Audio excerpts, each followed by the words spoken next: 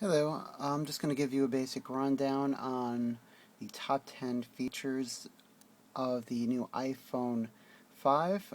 These are mainly iPhone 5 specific features, and they're not in any particular order per se. And also my suggestion on whether you should upgrade or not when the pre-orders begin on September 14th, 2012, and it will become available to those people who pre-order on September 21st, 2012, and it will be more widely available in come October. So, start. As kind of a summary here, the new iPhone 5 will have a 4-inch display with a 16 by 9 high definition screen aspect ratio. The resolution is going to be 1136 by 640. It's going to have improved overall color and saturation. It's going to be less reflective in sunlight, things like that. The touchscreen is also going to be more responsive than the iPhone 4S and previous generation screens, so it'll be more responsive to your touches and gestures, less reflective, better overall colors and quality. The next thing, it's going to be, for those of you size obsessed, this is going to be thinner and by 18% and 20% lighter. Construction is mostly aluminum and glass. Well, it's all aluminum and glass. The back is basically aluminum with a crystal lens over the camera on the back. And, of course, the screen is glass. So it's going to be much more durable for those of you that are clumsy, don't have a case, and drop your phone. You're not going to have the shattering back as everybody who has an iPhone 4 or 4S has had the unfortunate privilege of experiencing. So you have that nice metal back casing. Now the third on the list is the faster, more powerful A6 processor. They say will be up to 2 times the CPU and GPU. CPU standing for Central Processing Unit, GPU standing for Graphics Processing Unit, over the iPhone 4S. This is the A6 processor is also an improvement over what comes on the iPad 3, which is an A5X processor. This is all new, more power efficient. And now that moves on to the next part, which is true 4th generation LTE network technology. So it provides you future very fast data speeds. In theory, LTE can do up to 100 megabits download performance versus the 14 megabits on current so-called 4th gen networks. Such as T-Mobile claims to be. They call their HSPA Plus a 4G network, which it's not a true 4G network. That's an HSPA Plus GSM. AT&T also has an HSPA Plus 14 megabit capability. So continuing on to the next option, longer battery life, because the CPU and GPU and everything else is far more power efficient, in addition to the battery itself being a little bit larger. And now you have better battery life than the iPhone 4S, even with LTE. So we're looking at around 8 hours of LTE browsing time. I understand the 3G browsing time is also 8 hours. 10 hours under Wi-Fi, around 10 hours of video playback, 8 hours of talk time, and I think it was 225 hours of standby time, give or take. So it's nice. An improvement there, especially considering you can't swap out the battery. Next on the list is the improved camera. It's still an 8 megapixel camera, such as the iPhone 4S had an 8 megapixel camera, but it is far improved. It has better lenses, better technology. The camera itself is smaller, and it has better low light capabilities, better colors, much faster shutter speeds. It also has a panorama feature, which is more a software feature, than a hardware feature. But you can make your own panoramic photographs on your iPhone 5, and it will stitch together the photos into one nice panorama. For those of you who like to do FaceTime or just take self-portraits, now the front-facing camera, also known as the FaceTime camera, is now 720p. Also part of iOS 6, you can now do FaceTime over Wi-Fi. Over 3G, which you couldn't do with iOS 5 unless you were jailbroken. So now you have that better camera. So when you take all those self-portraits, you can do some nice quality pictures and these nice high-definition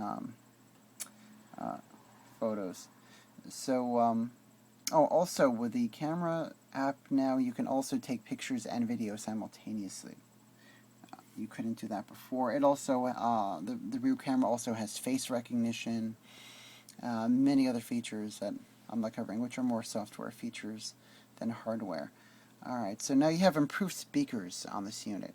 The quality of the speakers have been improved on the iPhone 5, and there's also an additional microphone. Now there are 3 microphones on the unit. One at the top, bottom, and the back of the unit, which help improve the fidelity of the sound, quality, and help for noise cancellation for both, so that way people can hear you better and you can hear them better, because it will cancel out background noise through your own earpiece that's generated from sounds in your background. So now there's a new dock connector. No more will there be a 30-pin wide dock connector. Now there's a narrow fitting connector called the Lightning dock connector. It's easy. They say it's easier to use because it flips another orientation. The old 30-pin dock connector only fit in one orientation. There was a front, then there was a back. The new connector, it's smaller, easier to store, of course, since it's thinner. You can put it either way, and it supports more functionality than the 30-pin connector did. There will be an adapter available, so that way you can use your old accessories with the new dock. So the adapter plugs into the connector on bottom, giving you access to a normal 30-pin connector underneath that, so you can use your old charger on other accessories. Now continuing on, you have improved Siri, a beefed up Siri that comes with the iOS 6. I'm not so much sure that these new Siri improvements are going to be specific to the iPhone 5. More likely it will be available to anybody on iOS 6 using a 4S or an iPhone 5. But it now improves sports scores and information, like movie knowledge and recommendations. You can do book reviews, seating for restaurants. You can now launch your applications as well. So let's say now you don't have to search your applications or wonder where you left them on your menuing system, especially for those of you that have a lot of applications. All you have to do is hold your button, tell Siri to, quote, launch, and then the name of the application, like Launch Fandango, as an example. Now, should you upgrade? The answer, in my opinion, is a definite yes if you have anything older than an iPhone 4. It's a no-brainer. If you got the money, you can afford it. Definitely. And I would say if you have an iPhone 4, then still probably yes. Just because it does perform a lot better and you have that improved CPU performance, especially for those of you that like to photo edit on your device. If you have an iPhone 4S, though, on the other hand, then I'd say a maybe, because the performance of a 4S is sufficient, I think, for most people that use the phone. I'd say the main reason for upgrading if you have an iPhone 4S would be to get the improved screen, the larger screen, and I would say a definite yes, or an almost definite yes, if you're using a CDMA network for your iPhone, such as Sprint or Verizon, because your data speeds are really slow. You're topped out at pretty much around 2 to 3 megabits download speeds on a CDMA network, whereas versus, I know what people that have Verizon, and they typically get well over 20 megabits, 20 to 30 megabit download speeds through their LTE network. And Sprint is rapidly deploying their own LTE network as well, so by the end of next year, it's going to be pretty wide coverage on Sprint with their LTE network. And also, as an added benefit of the faster data speeds for Sprint and Verizon users especially, is that Sprint and Verizon users will now be able to use simultaneous voice and data at the same time, because on a CDMA phone, the data is and the voice is the single radio, so you can only do one or the other. You can't do both. So if you're on a call, you can't go and browse the web unless you're connected to Wi-Fi or something. Once the iPhone 5 becomes available, and you use it on Sprint or Verizon, provided you have LTE coverage in your area, the data will be handled through the LTE radio, and your voice calls will still use the CDMA network, but you'll be able to do simultaneous voice and data.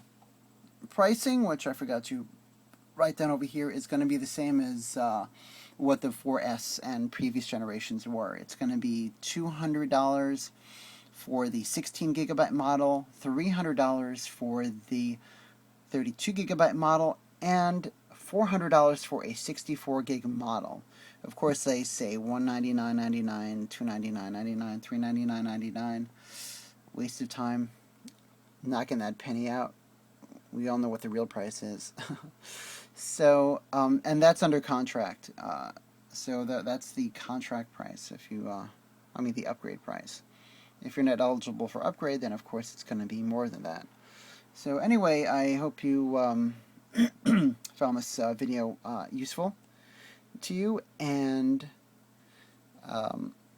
if you want to see pictures and more detailed specifications of the new iPhone 5, you can see them on Apple's website. So please like and subscribe, and thank you for watching.